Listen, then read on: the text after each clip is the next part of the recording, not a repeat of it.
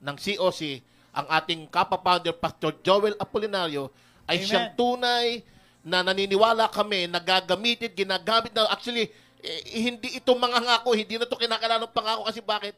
Nakita at napatunayan. Ibig sabihin po ng salitang Yahweh ay pagpapakilala na siya ay Diyos na tapat sa kanyang pangako or covenant.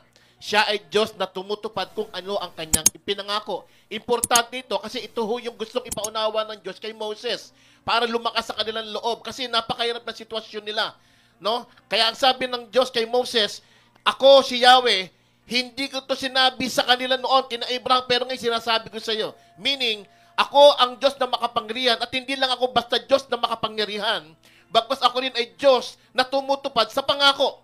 Yes. Malaking importante unawain natin kasi merong iba, may mga kapangyarihan, may kakayahan, pero hindi faithful sa pangako. Amen. Lalo ngayon, nalalapit ang election, napakaraming mga pangako na mga nais magkaroon ng pwesto sa katungkulan. Pero, sa dinami-dami ng pangako yan, nagkakataluho, iyan ba talagang ginagawa?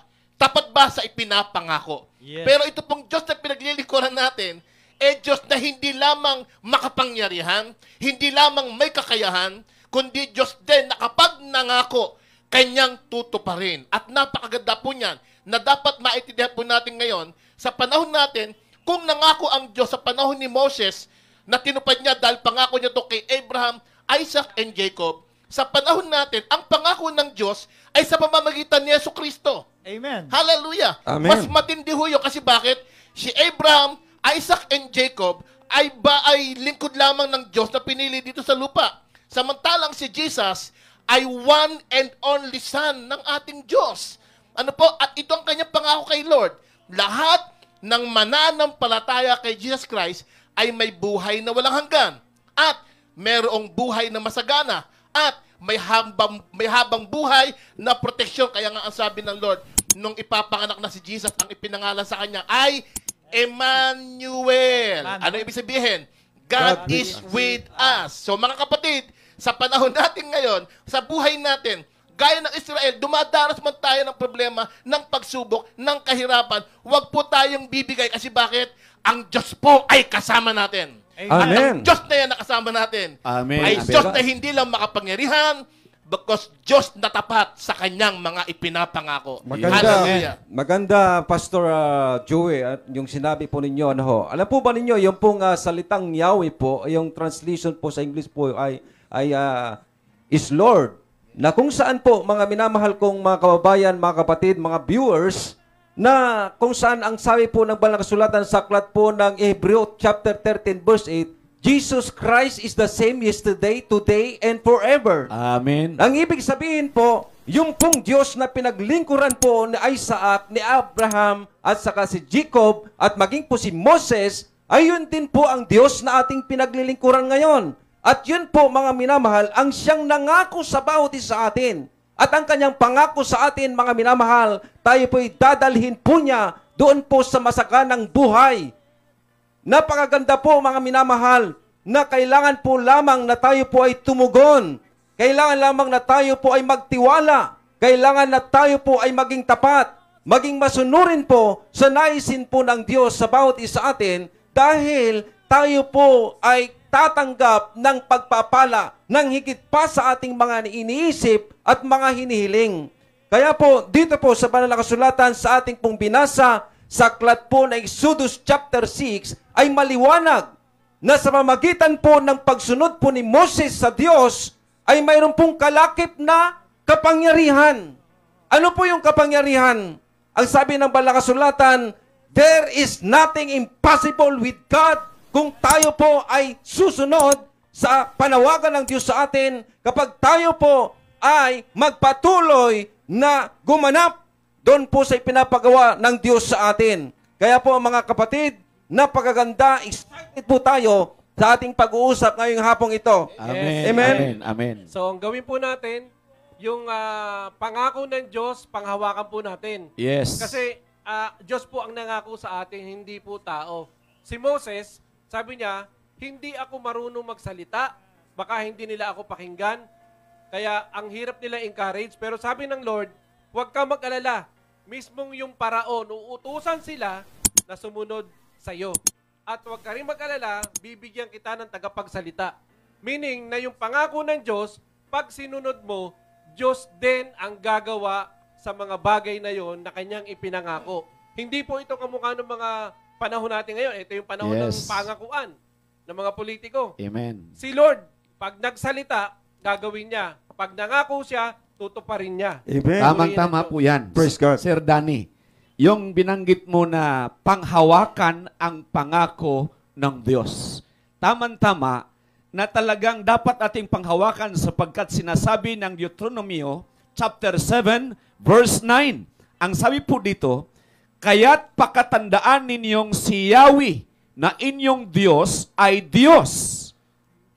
At siya ay Diyos na hindi marunong sumira sa pangako. Pansin po nila, Diyos na hindi marunong sumira sa pangako. Sabi nga ni Reverend Joey kanina na kung ang tao mangako, napapako. Pero si Lord, ang Diyos na may-ari ng buhay natin araw-araw, sinabi na niya dito, Diyos na hindi marunong sumira sa pangako. Mga kapatid, isang napakalagat, napakaganda na pagkakataon para sa atin na nabubuhay tayo sa mundong ito, mga kapatid, na ipinapahayag ng Kingdom Gospel Ministry yung Diyos na hindi marunong sumira sa pangako. Then sabi pa po niya dito, mga kapatid, tapat siya sa lahat ng umiibig sa Kanya. Tapat siya sa lahat ng umiibig sa Kanya. Ibig sabihin, katulad ng bansang Israel na ipinapadama ng Diyos ang kanyang pag-ibig upang tumugon sila sa pag-ibig ng Diyos upang maani nila ang pangako ng ating Panginoong Diyos. Tapos sinabi pa rin po dito, mga kapatid, sa verse 9, sabi pa po dito, at sumusunod sa kanyang mga tuntunin, ipadarama niya ang kanyang pagmamahal o pangako hanggang sa ika-1,000 salinlahi. Praise God. Wow. Tama po. Lagi po nating tandaan, hindi po tayo uutusan ng Diyos at pagkatapos ay pababayaan. Kasi lagi pong nakahanda yung pangako po ng Diyos na nakalaan para kay Moises at para po sa lahat ng mga naniniwala at sumusunod po sa Kanya. Okay, tingnan po natin. Marahil po siguro, si Moises nagkakaroon po ng agam-agam at pagdududa at takot. Dahil alam po niya ang magiging sitwasyon po niya sa harapan po ni Paraon. Dahil lumaki po siya sa bansang Egypt, nung siya po'y kinupkup nung anak po ng Paraon, natatakot po siya, nahaharap po siya kay Paraon. Kaya po may mga pangamba, takot na nararamdaman po si Moises pag siya ay sumunod sa kalooban po ng Panginoon. Pero uulitin nga po natin, dahil nga po ang Diyos ang siyang nag-uutos, at nagsasabi kay Moises na dumako siya kay Paraon, tiyak na yung pangakong yan na proteksyon, gabay, subaybay at pangangalaga, mararanasan ni Moises. At mararanasan din po ng bawat taong naniniwala sa Diyos na ang gabay at ang pangangalaga ng Diyos laan doon sa mga mananampalatayang lubos ang pagtitiwala at handang sumunod sa ipinag-uutos ng Diyos para sa Kanya. Amen. Napakaganda po yung sinabi mo, Reverend Basas, ano po. Pero napakaganda rin po na alalahan po natin, yung pong pangako nga po yun ng ating Panginoon, mayroon pong babala. Mayroon pong babala ang Diyos sa aklat po ng Hebrew chapter 4. Nang sinasabi po dito ay paalala po sa ating lahat po na mga mananampalataya. Ang sabi po dito, kaya nga habang nanatili ang pangako ng Diyos, na tayo makakapasok at makapamahinga sa piling niya, mag-ingat kayo, baka mayroon sa inyo ang hindi makatanggap ng pangakong ito. Ang ibig sabihin po mga kababayan, bagamat tayo po ay patuloy po ng hawakan doon po sa pangako ng ating Panginoon, dapat din po na makita sa buhay po natin yung pagsunod po natin sa salita po ng Diyos, sapagkat napakaganda na tayo po, mga minamahal, ay patuloy pong magkaroon ng pagkakaisa. Alam ko po na ang ating pong mga lingkod ng ating Panginoon, dito po sa Kingdom Gospel, wala pong ibang pinapangaral kundi ang salita po ng ating Panginoon. At siyempre po, mayroon pong tinawag ang Diyos na siyang magdadala doon po sa kasaganaan sa panahong ito. At siyempre po, pag-usapan po natin kung sino po yung pong tinawag ng Diyos sa paniniwala po natin na siya po yung instrumento ng ating Panginoon, mga kapatid. Amen? Amen. Amen. Amen. Napakabuti po ng Diyos sapagkat tayo nga ay pinadala ng Panginoon. Ano?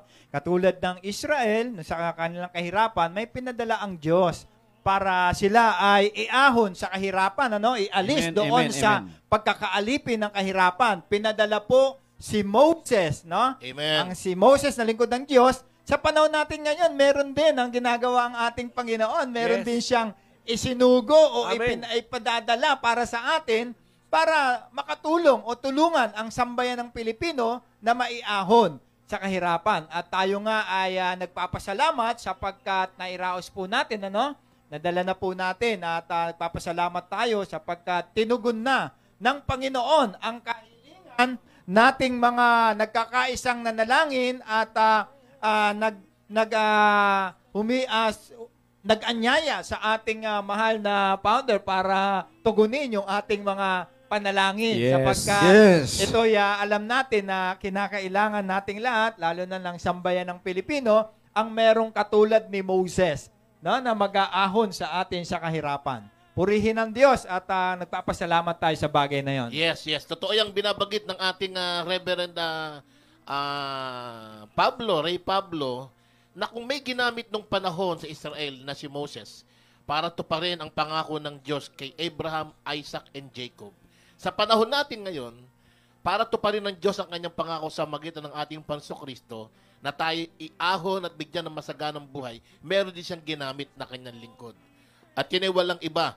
At makailan lamang ay nakapag-file na po tayo ng COC, ang ating kapapounder, Pastor Joel Apolinario, ay Amen. siyang tunay na naniniwala kami na gagamitin, ginagamit na, actually, hindi ito mangangako, hindi na ito kinakailangan ng pangako kasi bakit? Nakita at napatunayan. Yes. Yes. Praise Hindi God. pa- Amen. Hallelujah. Hindi pa siya pumapasok sa gatong politika. Actually, wala nga sa puso niya yan. Pero ngayon, tinatawag siya ng Diyos. Ginawa na po niya ang pagtulong sa may hirap. Ang Yes. katunayan, yung ating pag-file ng COC nung nakaraan, meron po siyang liham